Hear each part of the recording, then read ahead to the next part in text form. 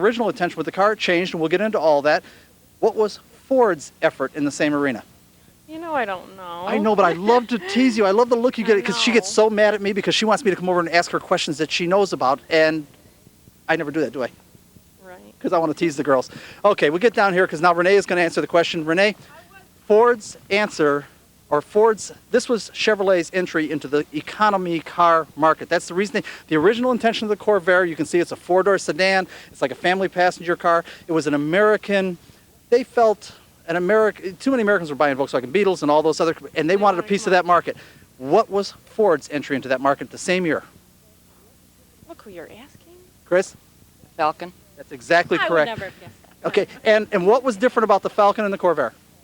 Well, I don't think the Falcon had a rear engine. Right, the Falcon was in effect a miniature normal American car. Front engine, rear wheel drive, the traditional, just like a full-size American car made smaller. This was a revolutionary concept. General Motors' approach was revolutionary. American cars had not been built like this before. Well, wasn't that the start of the compact car era? That's exactly correct. And what Chrysler Corporation followed a couple years. Okay, I'll give you the chance. No, don't ask Chrysler them. Corporation started a couple years later with their entry into this marketplace. What was that? The Chrysler? Chrysler Corporation. I don't know. Tell her, Larry. Was the Plymouth Valiant and the Dodge Lancer. Exactly, identical cars with slightly different nameplates. Okay, now we have mentioned, step out here again, Larry. We have mentioned that this was Chevrolet's original concept, was to take and make an economy car for the masses and all that. Didn't end up that way. Well, right. The Corvair was originally designed for that low-end economy market, and as it turned out, people generally resist change. They like ordinary things, and the Falcon rather handily outsold the Corvair, about 3 Falcons to every 2 Corvairs. And at Chevrolet, there is no place for second place. So not too long after the Corvair's introduction and saw the way the sales were shaping up, Chevrolet decided immediately to concentrate on building their own Falcon clone, a very simple, straightforward, ordinary economy car, and that appeared 2 years later as the Chevy 2. And what happened to the Corvair? The Corvair, almost by accident, found a market that it wasn't known to exist. Shortly after the Corvair's introduction, this was the ordinary four-door sedan that came out at first. Shortly after introduction, they brought out the two-door Corvair and the top-of-the-line model, the Monza. It was trimmed very well inside, had bucket seats. They had a higher horsepower engine available. It started to be a kind of sporty car. It still had room for everybody in the back. It had a real seat and everything in the back and was a fun car, but it was still inexpensive. And that started the market that wasn't known to exist at that time. Right, so what they did was they really entered the sports, not sports cars, but sporty cars Sporty, market. right, sporty as opposed to a true sports car, because of course the Corvette was also in production. They were handling that segment of the market well. But up to that time, there was no sporty, inexpensive cars. There were lots of sports cars, but there was not sporty, inexpensive ones. Okay, folks, and I'm going to tell you something. This gets real interesting as we go along, so I don't want our real hardcore motorsport people to run away. If you're not familiar with the Corvair, trust me, we end up with 4 carburetors and finally turbocharged versions. Very cool. As a matter of fact, I had a good friend of mine that used to run at the International Amphitheater. They had indoor drag races in the wintertime, and he had a turbocharged Corvair Spider that was top eliminator week after week after week against Hemis and 427 Fords and all that. You probably don't even were aware of that? Oh, sure, yeah. Oh, okay, wait, we got a question here? I'm trying to get the gist of all this. If this was such a cool car and, you know, good time running, what happened to it? Why did it stop? Why don't we, making? I want you to remind me that question as we get to the end of the program, because it is not always the case that good, cool cars continue to exist. And we'll get to that towards the end of the show. Right now, I want to move on because we want to look at some other things, and I know our audience wants to get to the cool stuff, and we got a couple steps in between, right? Right, yeah, we got all sorts of neat stuff here. Okay, just a minute now. Let me get down here because we've got a couple little girls here I think would be glad to help us out. Girls, can you come on out here for a second, please? Come right out here. I want you both to stand right here. Okay, and I want you to look over at that camera, and I want you to say... Wait for us, we'll be right back.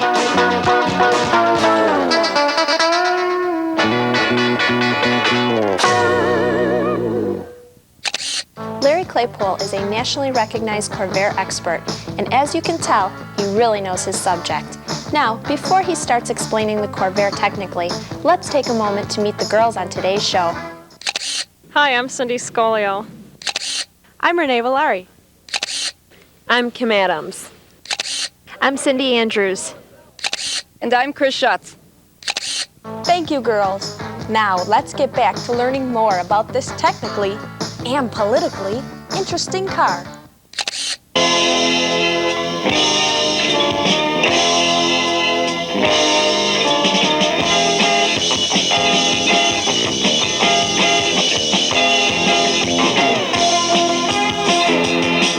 Today, I have not forgotten your question. I am going to get to that about what happened to the Corvair. But first, I want the audience to know exactly what a Corvair is.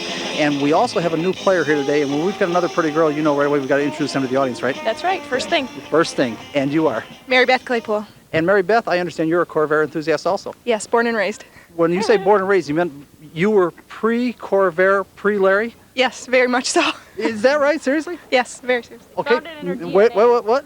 They found it in her DNA. Oh, boy, are you getting comfortable on camera? Nicely said. Then you perhaps can, better than Larry, explain the technical details of a Corvair. What made up a Corvair? What was so important about the Corvair technically? Technically, the Corvair was important because the engine was in the rear, and it has a flat opposed six-cylinder engine. And why is a flat opposed six-cylinder? And Chuck, maybe you can take a shot of this while we're talking about it if you're not already doing so. Why is a flat opposed six-cylinder engine a superior design? I don't know. Go ahead and tell her, Larry. It's inherently balanced. Bingo. Right on. Christine, you remember? Oh, Chris is on the other side, but I'm sure. Wait a minute. Wait just a minute. Wait. Say what now? I knew that. Okay. Yeah. Okay. There's one she knew and she was on the wrong side. Yes, as a matter of fact, the flat opposed six-cylinder design is an inherently perfectly balanced design. Really an ideal. The only problem is to put it in the front of a car is a major problem with steering situations and front suspension and all that. Although there is a car, the Subaru, that has nicely done in the front of the car. But go ahead and tell us about the rest of this technically. Well, as we had noted, the Corvair is a rear engine design, and therefore lightweight was important to the design of the engine, so great quantities of aluminum are used in the construction of it. This is a cutaway powertrain, so we can actually see the Corvair motor under most of its sheet metal. In the foreground is a Corvair motor as you would normally see it in the car with all its engine shrouding attached. Let me stop you right there so the audience knows what we're talking about. We're talking about this one right here. This is an actual engine out of a Corvair, literally just brought over here on a wheelbarrow because I wanted to show it to our audience because the cutaway has a lot of the sheet metal. All of this sheet metal around here is all part of the ducting, so when this fan is sucking in air, it blows it over the cylinders and cylinder heads. And in order to see it better, up on this one, all of the shrouding and the ductwork and all that has been removed, but it's really just sheet metal. I'm sorry, go ahead. Yes, thanks, Bill. The engine block and all the accessory covers are made out of aluminum. The cylinder heads are made out of aluminum. The cylinders themselves are cast iron for long life on it. Okay, now we got a question down here, I think. Christine, I heard you hollering for me. Right, I was just going to ask that question. Was that relatively new to be using aluminum motor? It was relatively new and that's why the Corvair was really so important because it was kind of revolutionary, but not revolutionary in the world, but revolutionary for American automotive products. The heavy use of aluminum in the rear engine, the air cooling. Right, yeah, not since the Franklin cars of the 30s had air cooling really been used in any American design, although they had been used in European cars quite a bit. So it was very new for any American car, especially a big conservative corporation like General Motors. Yes, it was actually quite a departure. And as a matter of fact, I've actually written a book, and part of the book I talked about this a little bit. Not necessarily just Corvair, but if you remember the Pontiac Tempest had a flexible drive shaft in it. It was kind of revolutionary.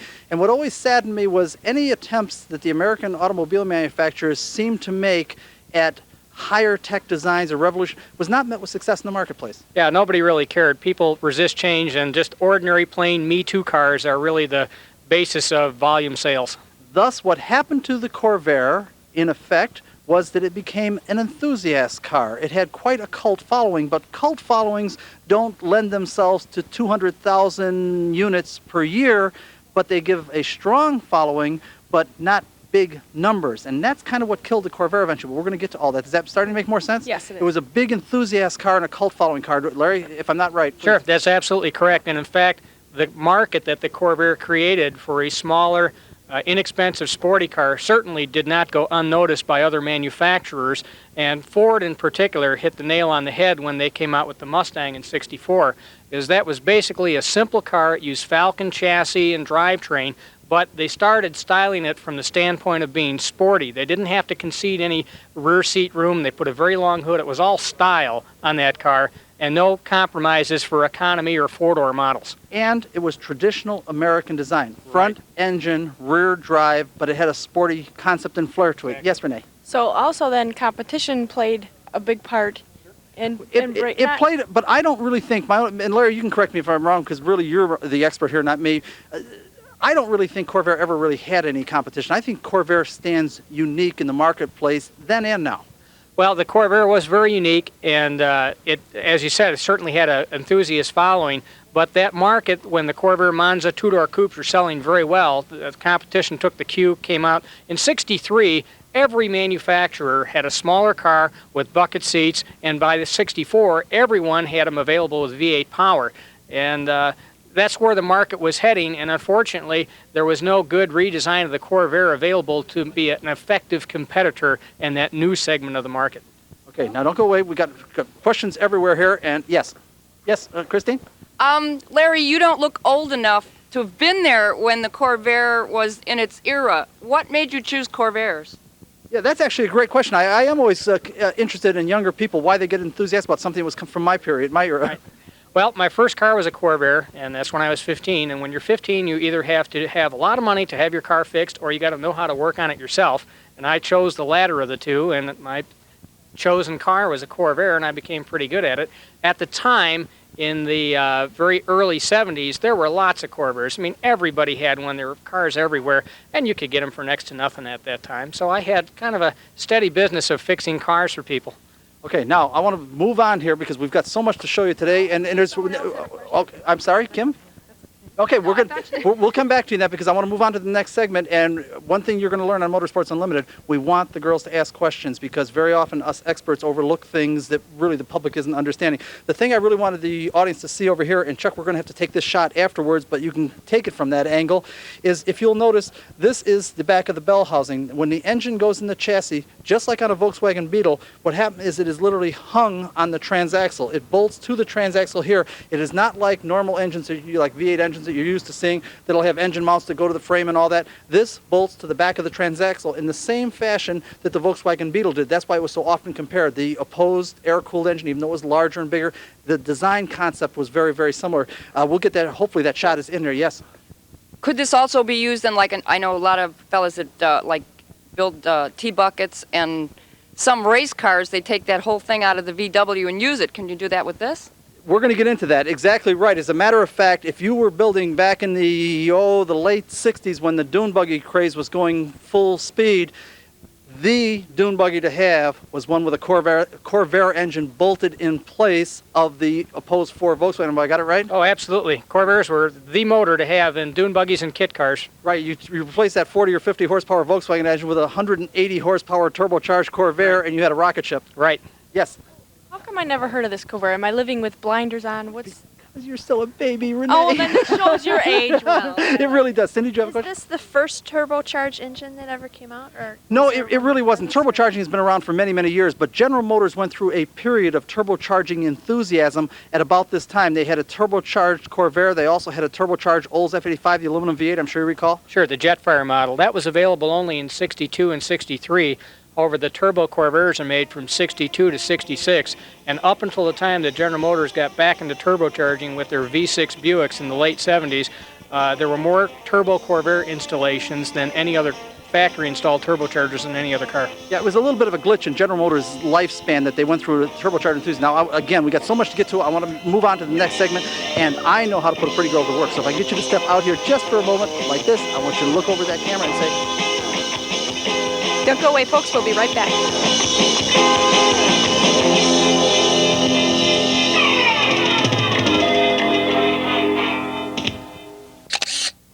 By this time, I was puzzled. Off camera, I had a question, and Bill told me that Larry was just the guy who could explain it to me. Larry, why is the engine in the rear? There are several advantages to having a rear-engine car, the most important of which is traction. Because the engine and the transaxle is in the back, approximately 60% of the weight of the entire car is concentrated on the back wheels. That's kind of the same principle behind the extra traction on a front-wheel drive car where you have all the weight over the driving wheels.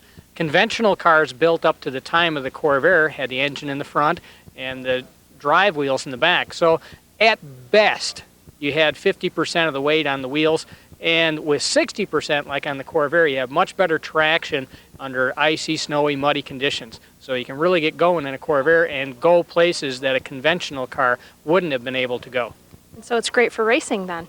Yeah, traction off the line, people who have ever run Corvairs know that even despite the fact that the Corvair is a relatively small engine, there's very few cars that leave the line harder than a Corvair simply because they just don't have a wheel spin problem.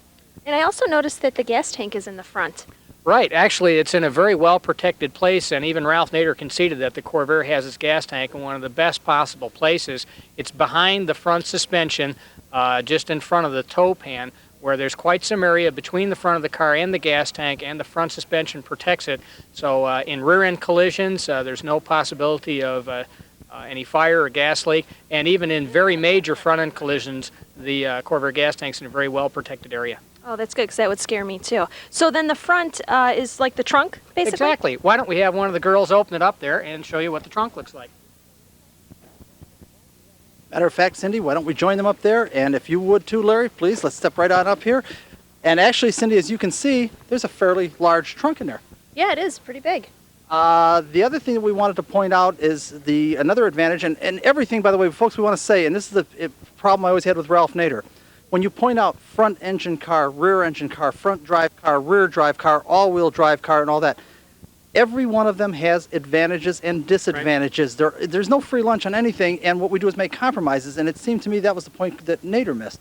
Certainly, and as you say, and every design has advantages and disadvantages. The disadvantage with the front engine, with the front trunk on the Corvair, is that because you need room to steer the wheel wells intrude into the trunk area a fair amount, and trunk space was never a large factor in the Corvair. You know, the trunk is comparatively small, and that detracted some from sales. Absolutely. Now, if you back up here a little bit, and Cindy, you were about to say something, and I don't want to stop one of the girls when they want to... This car does not have power steering. This car, and that's the last thing we wanted to show you. A couple of other advantages of having a rear-engine car is that, number one, you end up with a flat floor because you don't have a transmission or anything going to the back, so it saves footroom for the center passenger in the car. Also, because the front end is so light, because there's no engine up there, that it feels like it has power steering without. Now, I'd like you to go ahead and get in and see if you can make my point. Go ahead and jump in, and first of all, I'll be right with you, Christine. All right. Now, notice there is no obstruction for the center passenger if you had one. A lot of legroom. Yeah, a lot of legroom. And now go ahead and turn the steering wheel to the left. Oh, it's real easy. Exactly, because there is no engine to put a lot of weight on the front wheels. And Christine, you had a question? Yes, because the engine is mounted in the back, then would this be a rear-wheel drive car? It's not necessary for it to be, but I can think of no examples of a rear-engine front-drive car. But you could certainly engineer one. But this is a rear-engine. Yeah, this is a rear-engine, rear-wheel drive car. I want to move on to the next car because again we've got so much to show you because they also made vans and they made what were sort of pickup trucks. We've got a lot to look at. So Cindy, if you would tell the folks. Don't go away, folks. We'll be right back.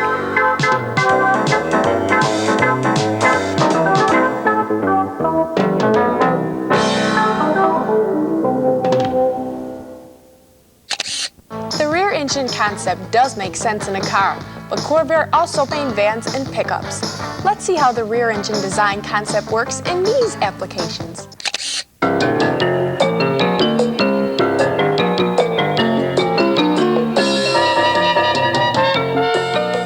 All right, Cindy Scolio, what are you sitting in? Corvair.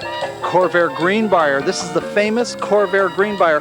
And what is one of the most, I want you to lean forward here, what is one of the most noticeable things, and then we've got three girls in the front seat, what's the most noticeable thing there?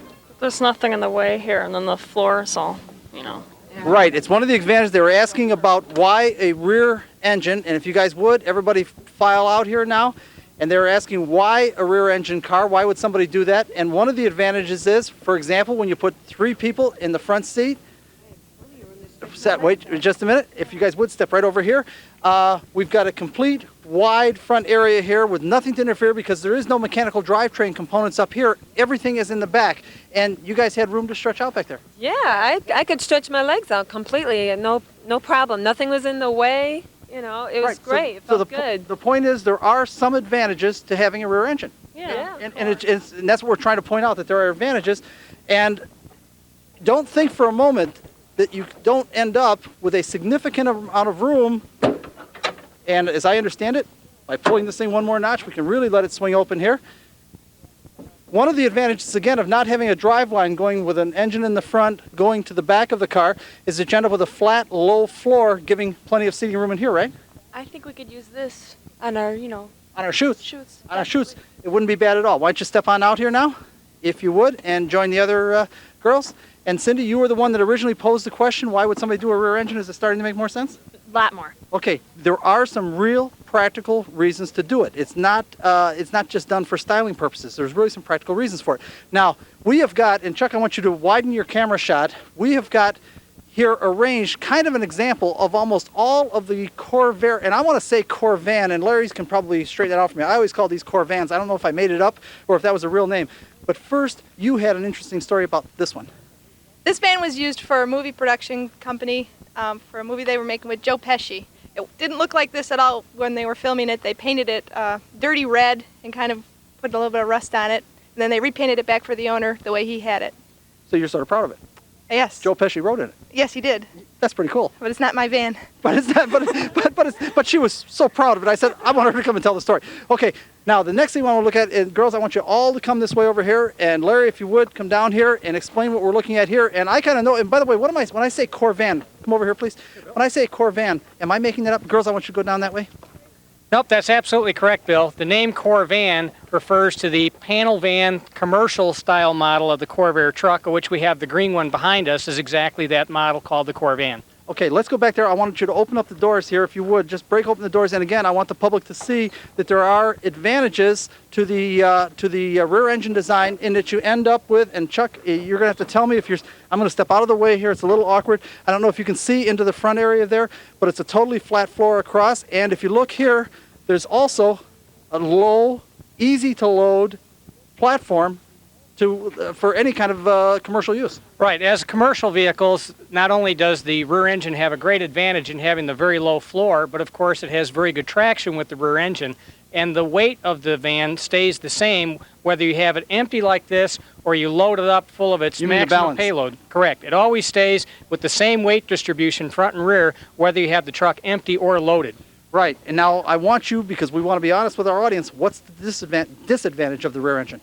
Because the rear deck area has to be higher for the engine, you see that it steps up just behind our door and raises up about 17 inches or so that the floor is not totally flat all the way back. Right, it makes it for high loading going into the back. Right. So there are, engineering works that way. It's aggravating and frustrating. You get something, you give up something. That's the way it works. Now, in addition to these kind of units, they also had them set up like this. And girls, if you would come on down here, they had them set up like this. And this has become, I hate to keep using the example of Volkswagens, but it's really hard not to compare these things to Volkswagens. I use they actually had camper versions of these things. I like that. What's that? I like that a lot. I do too. Pardon me? Renee, why don't you go ahead and jump in there and tell our audience, because they probably won't be able to see it quite as well as you can, what you see around there, including a little sink. Yeah, there's a sink, cabinets, a countertop. Wait a minute. It looks like there's a room, even enough room for a bed. You can lay down. That was one of the advantages of the Corvair. They took advantage of the rear engine, of the room, the area the rear engine took up to mount beds. And Larry, if I'm incorrect, please say so. But they use that that's a lot. Exactly right. The rear seat that she's on right now, we lift it up and screw two legs in the bottom of it, and it makes a sleeping area inside the truck. And these were pretty heavily promoted by Chevrolet, and they appeared in a number of the camping magazines at the time. And these were available from the factory at your dealership with the camper package fully installed in it. Much like Volkswagen did. Exactly. With their microbus. Yes. I have a question. Yes. Since how there's a rear, the motor is in the rear, and since they have the bed on it, wouldn't it, how sometimes when you're in the front and they have that hump in the front where they're driving, and it gets real warm, does that get too uncomfortably warm for laying on the bed in the back? Do you know what I'm saying? Well, remember, the engine wouldn't really be running while you're sleeping in the thing, but I think you mean if somebody's taking a nap in the back.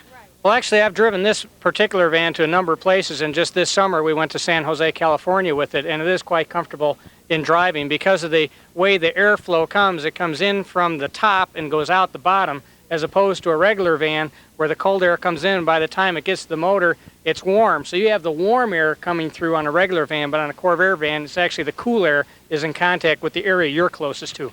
Yes, it's really a nice setup. Yes, Renee. Step right on out here. Go ahead. Also, there's a lot of windows in here. There's this one up here, this here, which actually lets again, a lot of light in. Again, that was part of the package for the camper version, right? Actually, that particular top is an item that I put on. You may recognize it as Ol's Vista Cruiser I was roof. going to say the Vista Cruiser from the. Okay, so that was the Chevy didn't do it that way. Chevrolet didn't do it, but Chevrolet never put the roof on like that. But all the rest of the interior in the truck is correct as delivered. Okay, last thing. Let's slide down here. I'm sorry. Go ahead. Can I ask one more question? Sure. With the motor being in the back, is it noisy at all? As a matter of fact, it actually gets the noise further away from you. It may be a little bit noisier from the outside, but inside they were quite quiet. Yeah, the vans are a little bit, it acts like an echo chamber, like you would imagine, echoing in the back. But generally the noise is fairly low since it's all the way behind you. You know, you're not next to the engine as in a conventional van. Okay, next thing we've got, girls, everyone down here, because this I think is the most intriguing of all the, and watch my audio cable, please. I think, and if you guys would just all kind of group yourselves right around here. If you guys, right over here. This, I think, is perhaps the most intriguing demonstration of some of the advantage that a rear engine can give you, and you are. Al. Say it again. Al. Al what? Al Freehoff. And where are you from, Al? I'm from Bolingbrook. Okay, we've got to get all this in because this guy is actually going to muscle this engine, we hope, on camera, into this thing. And part of the advantage here is that you have a very low side loading. Correct. Because no driveline components go through it. All of the driveline components in the Corvans or pickups, if they still call them Corvair, goes from here back, and it gives you a low area. So if you would go ahead and open up, and this, as I understand it, was standard on these Corvairs. Yeah, this particular model is called the ramp side pickup for obvious reasons, the side loading ramp. And this rather unique truck was built from 61 through 64. Okay, and what he is loading in there, and I didn't think this was going to be doable on camera, and I sure knew that our girls couldn't do this, right, girls? What do you think? No way. That what he's loading there is a complete Corvair engine. Oh, it's strictly a man's job, yes. Yeah, you guys. Wait a minute. Did you want to try it? I see a little attitude problem there. Did you want to? Did you want to try it, Renee? If we all heave ho, I think. No. We had one guy do it. Oh, I think one girl ought to be able to do it. In heels, no. I would be willing to try and help if I had better shoes on. No, I didn't say help. I said do it. In any event, once again, if you can see in there, you can see that the rear engine makes for a high loading platform in the back, so you give up that, but you get a great loading platform here on the side. It really, so depending on what you're, say what? That'd be nice for handicap. You're exactly right. It'd make a nice entry ramp. Anyhow, we've got tons more to look at here today. I want all you guys to group together here and tell the folks. Don't go away, folks. We'll be right back.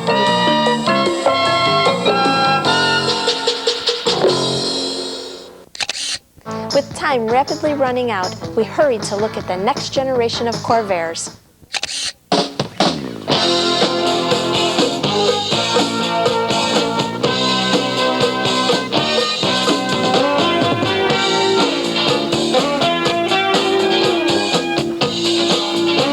Christine, what do you think we've got here now?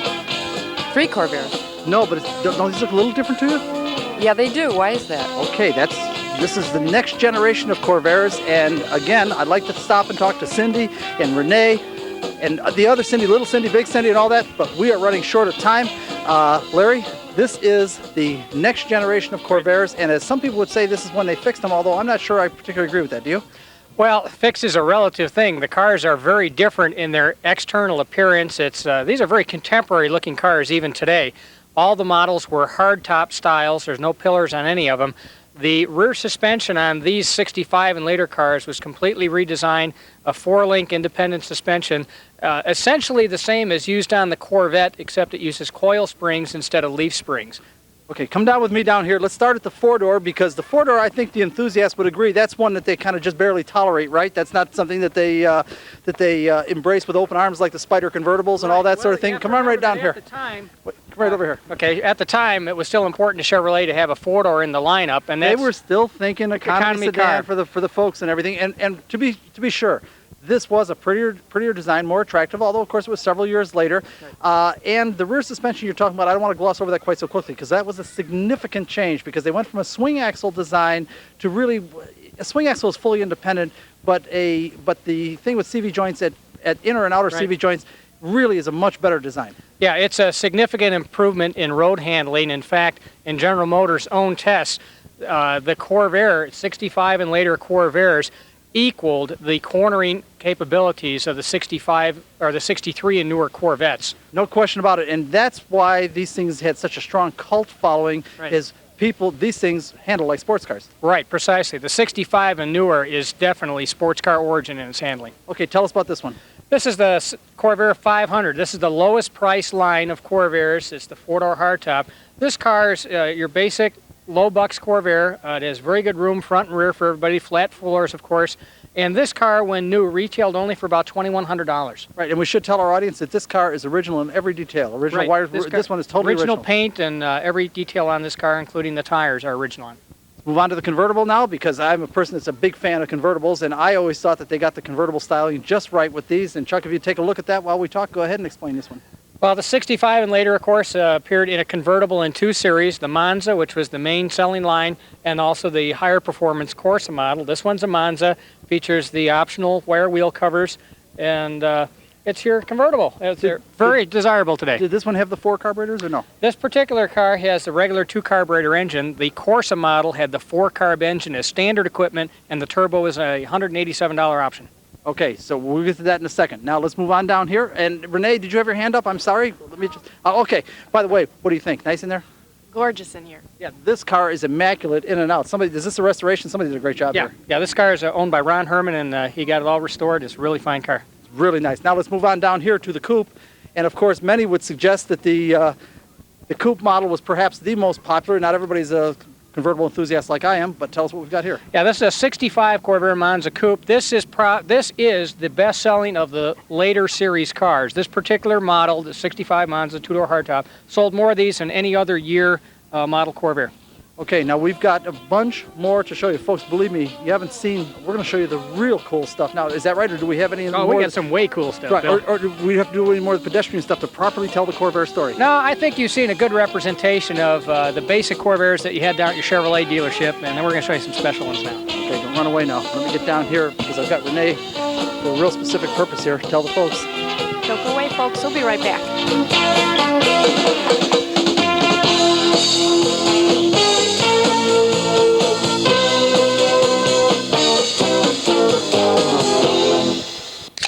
It's amazing how excited guys get when the subject turns to high-performance cars.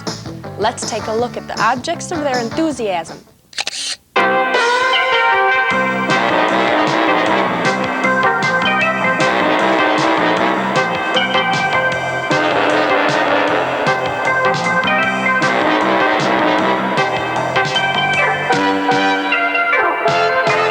All right, Christine, now we're getting up to my kind of stuff, the toy versions. What do you think? Really nice. Yeah, what's important about this one that you're standing by?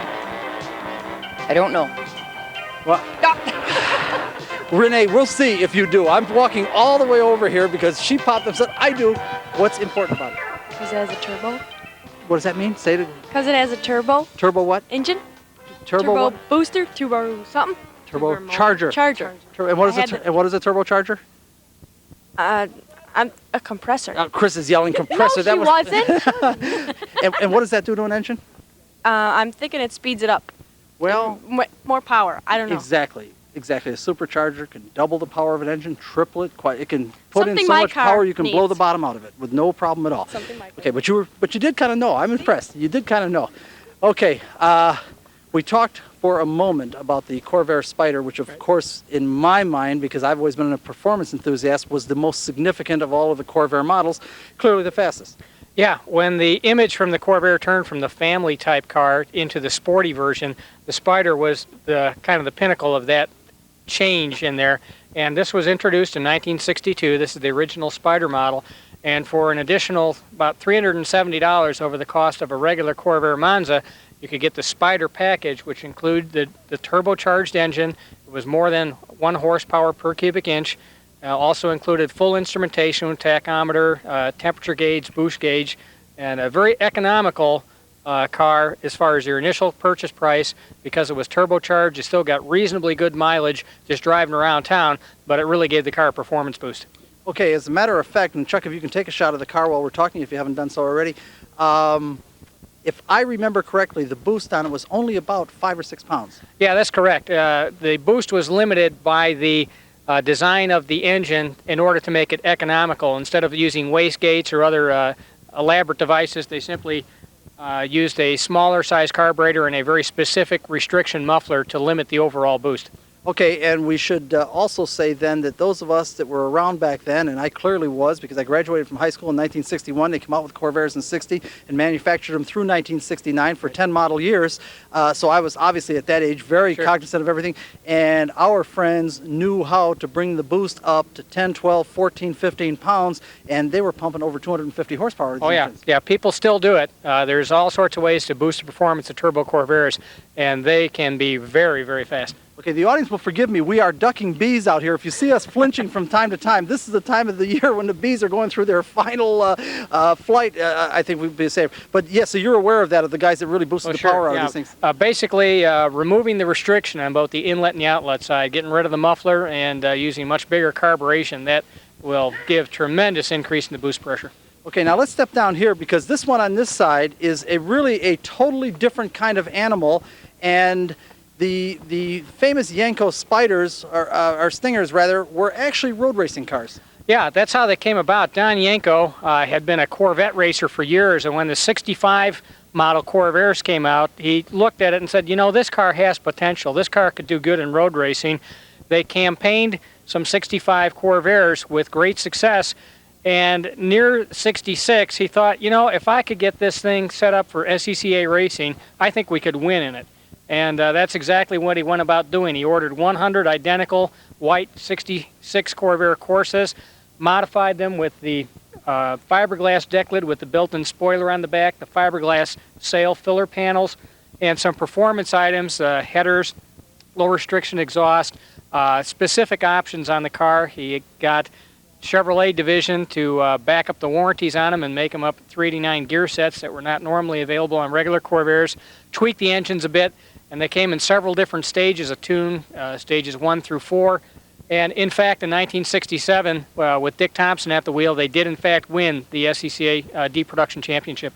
Yes, and again, this really explains a lot of why the Corvairs had such a strong cult following, because the people that were into sports car events, into road racing, gymkhanas, things like that, you really couldn't have a better car than a Corvair. All right, the handling on a Corvair, you know, it's not a top-end machine, it's not a 400 horsepower machine, but you can just make up the difference in the corners because you can go in so much harder and faster than other cars with the very good braking and very good balance on the Corvair. Corvairs are still actively road raced, and successfully so, even in the 90s. Yes, now hold on one second, we've got a question, and Renee, what a surprise. Well, when they said, hang on, there's a bee on me. When they said street racing, do they know what You don't want to play with them, they'll sting you. Well, I'm getting to know the cars and bees today. Go ahead. When they said street racing, did they know what numbers this car pulled, or was it different? You're talking about drag racing? Well, I'm just saying, could they figure it out by street racing? I mean, street racing is not the same as drag down a strip. No, right? in fact, we don't even call street racing really, but is your inquiry about what kind of drag strip numbers these cars would turn? Yes. Yes. Okay, give us some feel, starting with, give us a broad general, from the baseline 2 carburetor engine to the turbocharged versions. What kind of drag strip numbers? The very lowest horsepower cars, the 80 horsepower cars, 1960, 61, with the automatic, they're going to be the slowest at approximately 20 seconds in the quarter. The hottest engines, the turbocharged Corvair models, the 180 horse and 65 and 66, run about 15.5 stock. Right, and I can tell our audience that in the 8th mile drag races, they were absolutely killer cars. Yeah, because there's no wheel spin with the Corvair's rear engine traction. You just come off the line so hard that you just got everybody beat, you know, the first few feet. Wait a minute. I would love to see that. Yeah, they are really quick off the line. We've got one more Corvair to show that is really a statement, don't we? Don't give it away. Locals figure it's souped. Okay, this is something special. Don't go away, girls. I want to keep everybody in the act, so I make Chuck follow me down here so we can take one more look at these great cars and put these 2 guys to work. Folks, how are we doing down here with the bees? They're not too bad right now. Okay, tell the folks. Over by you. What? Tell the folks. Don't go away, folks. We'll be right back.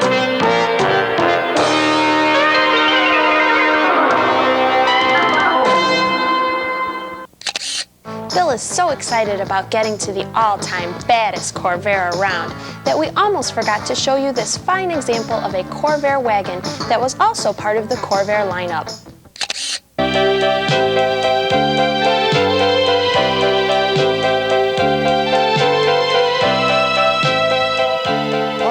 somebody just grabbed us and said you almost forgot about the Corvair station wagon. Corvair did have station wagons. Yeah, they made them in 61 and 62, a total of about 33,000 cars.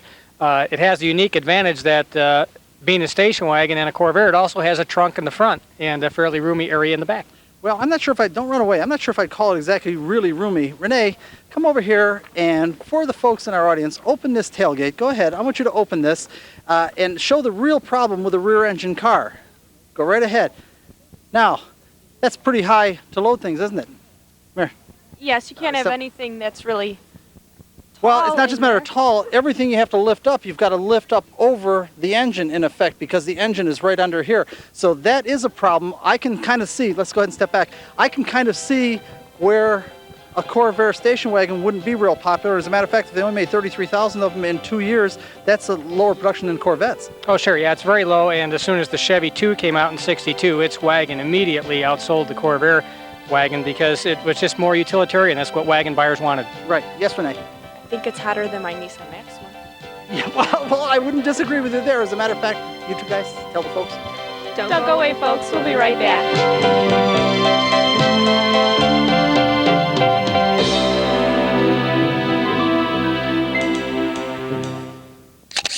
Okay, now let's look at the Corvair that Bill says is the baddest one around. It may just be the baddest street ride in Chicagoland.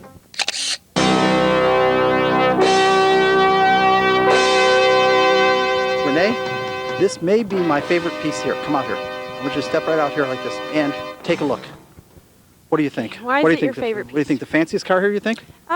Not the best body, but maybe the interior or maybe the engine that you like. Okay, so there's something about this that I really like, right? It's got to be. Okay, come on down here. I want you to join Cindy. Cindy, I've got a job for you. I want to show the audience right off the bat why this is absolutely my favorite. Go ahead and open that engine compartment. Go right ahead. Okay, and come over here.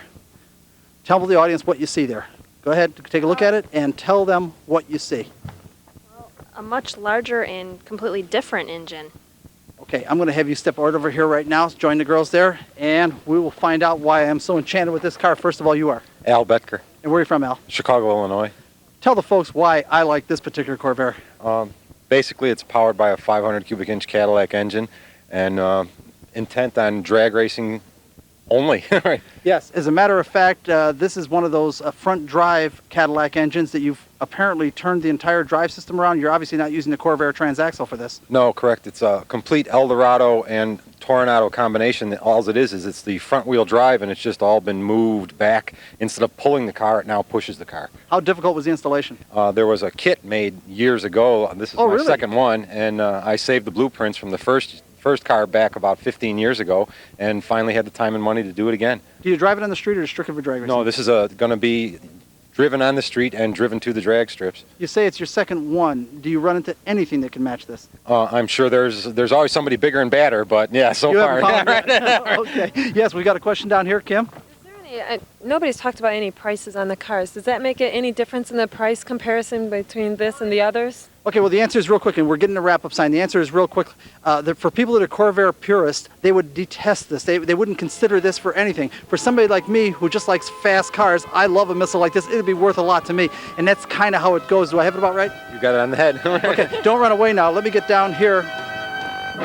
We've got, actually, I just wanted to show this real quick. We've got one more thing to do, so tell the folks. Don't go away, folks. We'll be right back.